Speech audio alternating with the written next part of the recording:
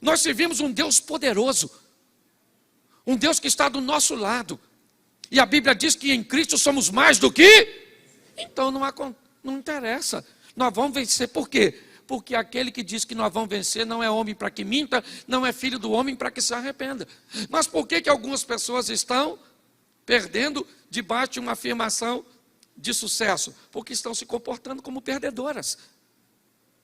Faça logo, o mais rápido possível, uma visão ou uma observação da realidade, seja interna, seja externa. E você pode descobrir que alguma coisa dentro de você está levando para o fundo e trazendo tempestades para a sua vida.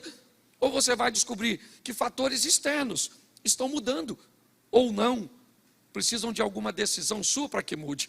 Quando eu olho, é isso que eu vejo. A primeira coisa, isso. E quando ele descobre que a pomba não vai voltar mais, quando a pomba não retorna para Noé, ele já faz uma leitura do que está acontecendo lá fora. Depois você lê, ele remove a tampa da janela que tinha em cima da arca e já começa a buscar um ambiente seco.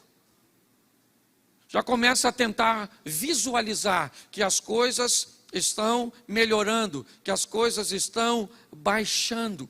Inevitavelmente, à medida que isso acontecia, né, provavelmente as emoções dentro daquela arca, elas começavam a mudar, elas estavam entendendo que já tudo aquilo ia passar.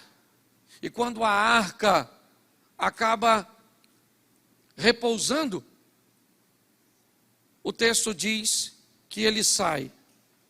Gênesis 8, verso 20. Põe para mim, por favor. E edificou Noé um altar ao Senhor, e tomou de todo animal limpo e de toda ave limpa, e ofereceu holocausto sobre o altar. Preste atenção. A primeira coisa que ele faz é uma leitura do que está acontecendo lá fora. E depois de fazer uma leitura e ver a arca pousar ou repousar em solo seco, ele poderia fazer qualquer outra coisa. Ele já está há mais ou menos 1 ano dentro daquela arca. Talvez o primeiro Big Brother, ou reality show, certo? Todo mundo enclausulado dentro daquela arca. Mas o texto diz que assim que ele sai da arca, a primeira coisa que ele faz é adorar a Deus, porque independente do que esteja acontecendo ao seu redor, nós não podemos deixar de adorar a Deus, porque Deus está no controle de tudo, e aquele que há de vir virá e não tardará. Você consegue, está difícil, o caos está instaurado, querido. Tire um tempo primeiro para fazer uma leitura de que tipo de caos é. Porque o que algumas pessoas chamam de tragédia, outros estão nadando de braçada. A grande verdade é essa. Eu não vou perguntar aqui para ninguém te abordar pedindo dinheiro emprestado. Mas tem gente aqui que esse ano com a pandemia, ou na virada de ano, ganhou dinheiro como nunca ganhou. Posso ouvir um amém? Amém. Isso aí. Mas tem gente que se lascou como nunca. Se lascou. Ou seja, um ambiente que é de vitória para outro pode ser de caos para outro. Então aproveite as oportunidades. Mas independente do ambiente que seja, o que acontece? Aprenda a adorar a Deus e andar com Deus em todos os momentos. Mas quando o texto diz que Noé desce da arca e planta uma vinha, quando o texto diz que ele bebeu do vinho extraído dessa vinha, essa informação, ou essas informações são preciosíssimas para entender por que esse camarada deu certo. Olha só. Se o texto diz que ele plantou, provavelmente, muito mais do que um animal naquela arca, ele também levou algumas sementes ou mudas de coisas que o texto não diz que Deus mandou levar, mas ele achou que iria precisar. Ok? Segundo, se você acha que ele plantou uma garrafa de Coca-Cola que plantou num dia e tomou no outro, Você está muito enganado. Porque entre ele plantar a vinha e beber dela para ficar bêbado, e eu também acho isso extraordinário, a Bíblia falar de um camarada aparentemente impecável, e na hora de terminar a vida do cara, diz que o cara chapou o coco e ficou pelado. Não dá raiva? Se você não soubesse o propósito, daria. O Noé é tão maneiro, sim ou não? Um bom marido. Porque pensa só, se o seu marido chegou na sua casa e falou: amor, encontrei com Deus, mandou fazer um barco, porque vai inundar tudo, vai matar geral, só nós. O que você ia falar do seu marido? Menina, tá fumando o quê, maluco? Você está drogado?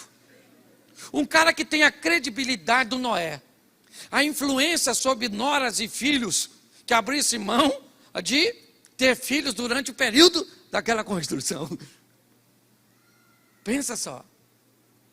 Teve que lidar com toda aquela situação. Sai da arca, faz a leitura ao redor. É um camarada que vai adorar a Deus. É um cara incrível. E agora, ele é alguém que planta uma vinha. Porque se você quer retomar, reconstruir, restaurar, coloca o nome que você quiser. Aprenda uma coisa: sem trabalho você não vai a lugar nenhum. Entendeu? Jesus disse: meu pai trabalha até e eu trabalho também. O Noé plantou a vinha, sim ou não? E esperou a vinha? Esperou a vinha dar? E depois do fruto que ele colheu, ele fez o quê? Isso, porque o fruto não vira vinho no pé. Tem que levar para o lagar para amassar e deixar fermento. E depois ele, isso, essa parte eu vou fechar. Eu vou falar da manguaça. Mas eu acho maravilhoso. Porque se você quer, pastor, eu quero salvar meu casamento. Trabalha para salvar? Adora a Deus. Faz uma leitura do que está acontecendo lá. E às vezes o que está acabando com o seu casamento não é no coração da sua mulher, é pior, é da sua sogra. E você ri, eu te dou uma notícia ruim dessa. Você tem que fazer uma leitura. Sabe? Quando eu olho para esse ambiente, eu vejo um cara trabalhador, que leva na arcas, posso dizer assim, ainda que não tenho muitos elementos para afirmar, mas que ele plantou uma vinha, ele plantou. O texto diz que a oliveira, a pombinha trouxe no bico o raminho novo de uma oliveira para ele entender o que estava acontecendo. Mas agora, eu vejo um cara plantar, entender que existe um tempo, que ele vai se beneficiar daquilo que plantou. Pastor, e por que é que o texto diz que ele bebeu demais e ficou nu? E a Bíblia não poderia esconder isso? Poderia. Se não quisesse mostrar que Noé é um homem sujeito a falhas, como qualquer um de nós. O que a Bíblia está querendo dizer com isso é que esse camarada, como o profeta Elias, que foi dito no Novo Testamento, é alguém como nós, que nos esconder por detrás de afirmativas que justifiquem o nosso fracasso, a nossa incapacidade de realizar coisas, não vai nos levar a lugar nenhum.